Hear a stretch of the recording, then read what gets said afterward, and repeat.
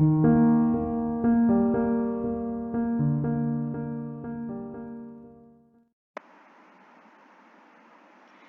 Everyone, welcome to my channel. तो पिछली video में हमने non current liabilities and current liabilities के बारे में डिस्कस किया था। तो आज हम फाइनली स्टार्ट करने जा रहे हैं एसेट साइड के बारे में। वो सारी डिटेल्स आपको मिलेंगे, सारे नोट्स मिलेंगे कि एसेट्स में कौन कौन सी चीजें आती हैं, जैसे non current assets, current assets और उनके हेड्स एंड सब हेड्स क्या है, वो सारा हम डिटेल में आज पढ़ेंगे। तो वीडियो शुरू करने से पहले I request you all to subscribe to my channel if you haven't yet and please like share and comment on this video. So start करते हैं हम एसेट्स। सबसे पहले कि एसेट्स क्या होते हैं, हमने क्लास 11th में पढ़ा है कि एसेट्स क्या होते हैं। ऐसे कोई भी राइट्स या जैसे हम इनको स्पेशल राइट्स कह सकते हैं कि जिन चीजों से हमें फायदा होता है बिजनेस में। जैसे मैं लाइन यहाँ पे पढ़ देती हूँ, नोट्स रीड करती हूँ। सबसे पहले उन्होंने दिया हुआ है कि एसेट कोई भी रिसोर्स होता है जिसकी कोई ना कोई इकोनॉमिक वैल्यू हो, जो एक इंडिविजुअल को फायदा दे। जैसे कंपनी कोई भी ऐसे रिसोर्स इकोनॉमिक वैल्यू का ओन करती है जो आगे फ्यूचर वाले टाइम में उनको क्या एक्सपेक्टेशन होती है कि ये कोई ना कोई बेनिफिट यील्ड करेगी। ये कोई पैसे में इन्वेस्टमेंट भी हो सकती है या फिर investment in terms of machinery या लैंड भी हो सकती है। तो ये जो एसेट्स है ये कंपनी अपनी बैलेंस शीट में रखती है कि ये जो है फर्म के जो वैल्यू इंक्रीज हुई है इनकी वजह से, या इनको क्या बेनिफिट देंगी फॉर मीटिंग ऑपरेशनल नीड्स। जैसे जो मशीनरी जो फिक्स एसेट्स है वो कंपनी की ऐसे सीधा जो है इन्वेस्टमेंट तो नहीं बढ़ाती, मतलब बेनिफिट नहीं, प्रॉफिट नहीं इतना यील्ड करती, बट वो क्या है ऑपरेशन को सूट करती है। सूट कैसे कि उसको जो एफिशिएंटली ऑपरेटिंग के लिए एक बेनिफिशियल है मशीनरी। अगर आप वही लेबर्स लगा दोगे मशीनरी को छोड़ के, कैपिटल इन्वेस्टमेंट नहीं करोगे, लेबर इंटेंसिव टेक्निक्स आप देखोगे, तो वो एक कंपनी को लॉसेस में जाएगी। लॉसेस में क्या कि एक तो इतनी अच्छी क्वालिटी नहीं होगी, एक तो टाइम कंज्यूमिंग प्रोसेस होगा, तो एक कॉस्ट भी ज्यादा लेंगे लेबरर्स। तो वो कैपिटल इंटेंसिव टेक्निक क्या कहती है कि मशीनरी लगाओ और लेबर्स को क्या है कम लगाओ। ये नहीं कि अकेली मशीनरी, अगर अकेली मशीनरी होगी तो वो खुद थोड़ी ना चल पाएगी, कोई ना कोई तो चाहिए होगा ना कि ऑन बटन दबाने के लिए। तो एसेट्स वही है कि जो एक कंपनी को फायदा देती है, कोई कॉपीराइट्स हो गए या कोई भी ऐसी चीज है जो कंपनी को फायदा दे रही है, उसकी वैल्यू इंक्रीज कर रही है या बेनिफिट कर रही है उसके फर्म्स के ऑपरेशन को, उसे हम एसेट्स कहते हैं। सो एसेट्स के आगे सब डिवीजन है non current assets. Non current assets कौन से होते हैं, जैसे फिक्स एसेट्स हो गए। फिक्स एसेट्स वही कि जो हमारे 12 मंथ से ज्यादा के पीरियड तक हमारे साथ रहते हैं, ये नॉन ट्रेडेबल होते हैं। फिक्स एसेट के आगे है उसकी डिवीजन बताई गई है फिक्स एसेट्स की। पहले है टेंजिबल एसेट्स। टेंजिबल एसेट्स वही कि जिसे हम टच कर सकते हैं, देख सकते हैं, हमारे पास उसकी एग्जिस्टेंस क्या है, फील होती है, ये हम सारा आगे डिस्कस करेंगे। उसके बाद है intangible assets, capital work in progress, intangible assets under development. उसके बाद है non current investments, deferred tax assets, long term loans and advances, other non current assets. तो ये सारे क्या है, सब हेड्स है नॉन करंट एसेट्स के। तो उसके बाद है टेंजिबल एसेट्स। टेंजिबल एसेट्स कौन से होते हैं, जिसकी फिजिकल एग्जिस्टेंस होती है, जिसे हम टच और देख सकते हैं। ठीक है, assets that can be touched and seen are known as tangible assets. Company एक टेंजिबल एसेट्स को कैसे डिस्क्लोज करती है, for part first of schedule third बताया गया है। सबसे पहले है लैंड। लैंड हमारी टेंजिबल एसेट है, हम इसको देख सकते हैं, टच भी कर सकते हैं, बिल्डिंग भी ऐसे ही, प्लांट एंड इक्विपमेंट। नेक्स्ट है furniture and fixture, vehicles, office equipment and other कोई स्पेसिफिकली नेचर का बताया गया हो कि एक टेंजिबल एसेट्स है एंड ये हमारे साथ क्या है मोर देन 12 मंथ्स यानी कि 1 ईयर हमारे साथ रहेगा, यानी कि ये क्या है, नॉन ट्रेडेबल है। नेक्स्ट है इंटेंजिबल एसेट्स। इंटेंजिबल एसेट्स कौन से होते हैं, जो जिनकी कोई भी फिजिकल एग्जिस्टेंस नहीं हो सकती, ये तो ना हम देख सकते ना ही टच कर सकते, बट इनकी जो एग्जिस्टेंस है कैन बी फेल्ट। कैसे, जैसे गुडविल है, किसी भी शॉप की क्या है, गुडविल है। गुडविल कैसे कि बहुत पुरानी चली आ रही है, इसके कस्टमर कह रहे हैं कि नहीं, इनकी तो जो सर्विसेज ये प्रोवाइड कर रहे हैं बहुत ट्रस्टफुल है, बहुत रिलायबल है, बहुत अच्छी दुकान चल रही है इनकी, बहुत सदियों से चल रही है। तो वो क्या है, एक शॉपकीपर ने, ओनर ने क्या है, अपनी गुडविल बनाई है by selling good quality products at reasonable prices. तो वो होती है गुडविल की, एक रेपुटेशन है एक कंपनी की। नेक्स्ट है ब्रांड्स एंड ट्रेडमार्क्स।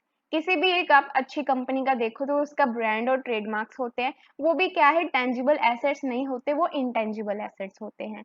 नेक्स्ट है computer software, masters and publishing titles, mining rights, copyrights, patents, ये आप सारा देखोगे कि ये क्या है कि एक इंटेंजिबल एसेट्स है। जैसे किसी भी कंपनी को लाइसेंस है या उनकी जो फ्रेंचाइजेस बनी हुई हैं वो सारी क्या है, इंटेंजिबल एसेट्स हैं। नेक्स्ट है कैपिटल वर्क इन प्रोग्रेस, कि कोई भी जो फिक्स एसेट्स है वो अंडर कंस्ट्रक्शन है बाय कंपनी इटसेल्फ, कि कोई कंपनी अपना क्या है, फिक्स एसेट को रिपेयर कर रही है, बना रही है, तो उसे हम कहते हैं capital work in progress. Next है इंटेंजिबल एसेट्स अंडर डेवलपमेंट।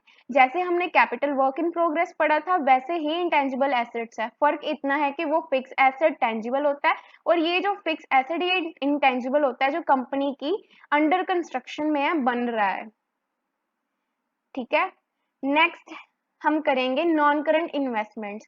पहले हमने फिक्स एसेट्स के बारे में पढ़ा, जिसमें tangible, intangible, capital work in progress and intangible assets under development थे।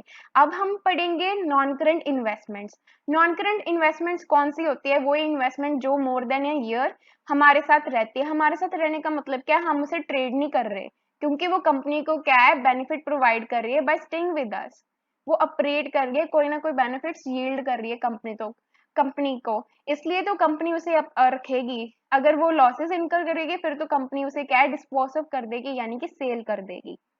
इसकी क्लासिफिकेशन क्या है, सबसे पहले है trade investments, trade investments and other investments. सबसे पहले ट्रेड इन्वेस्टमेंट्स क्या है, वो वाली इन्वेस्टमेंट्स जो कंपनी शेयर्स या डिबेंचर्स में करती है दूसरी कंपनी में।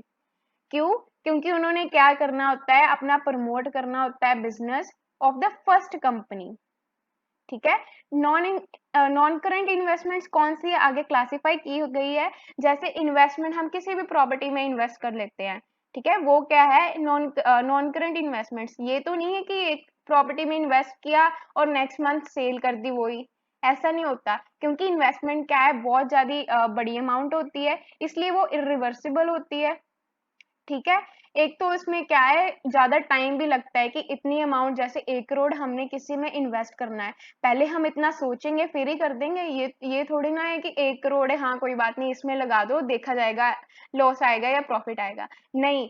बट 1 करोड़ जैसे कि एक बहुत बड़ी अमाउंट है, तो हम क्या करते हैं, पूरा एक अच्छे तरीके से सोचते हैं, लॉन्ग टर्म डिसीजन इसमें इन्वॉल्व होते हैं, कि हाँ इतनी बड़ी इन्वेस्टमेंट है, लगा रहे हैं, ये ना हो कि लॉसेस इनकर हो, तो सोच समझ के लगाते हैं। यही कंपनी का पॉइंट ऑफ व्यू होता है, कि उनके जो बोर्ड ऑफ डायरेक्टर्स है, पहले एक डिसीजंस, ये नहीं कि एक बार में ले लेते हैं, वो डिसीजंस लेते हैं, हर एक का इनिशिएटिव होता है, हर एक की अपनी राय होती है, वो अपना पॉइंट रखता है कि इसमें करना चाहिए इन्वेस्ट कि नहीं। नेक्स्ट है कि इक्विटी इंस्ट्रूमेंट्स में जैसे हम इन्वेस्ट करते हैं, प्रेफरेंस शेयर में, गवर्नमेंट की कोई ट्रस्ट इन सिक्योरिटीज है, डिबेंचर्स में, म्यूचुअल फंड्स में, या किसी और पार्टनरशिप फर्म में हम इन्वेस्ट करते हैं, वो सारी अगर मोर देन अ ईयर है, तो फिर हम वो से क्या कह देंगे, non current investments.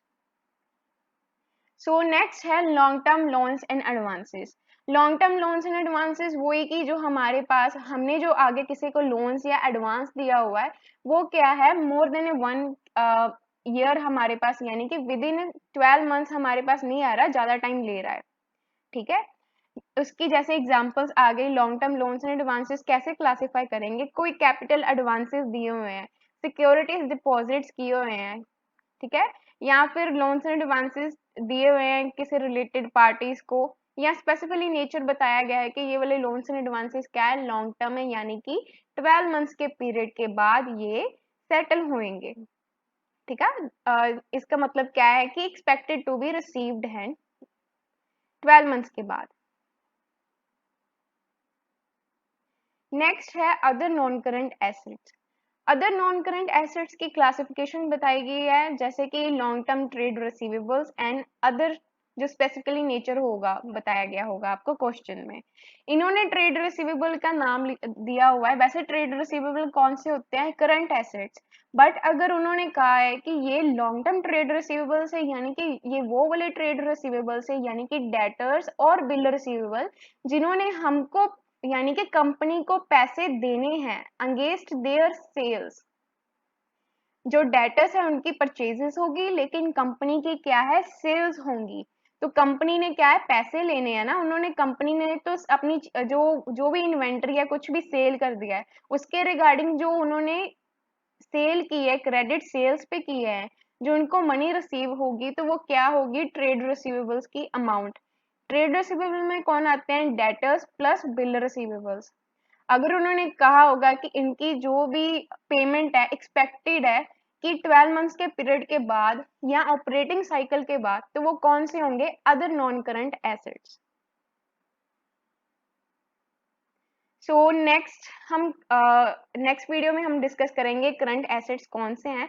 So I am ending the video here, but we will continue further in our next videos.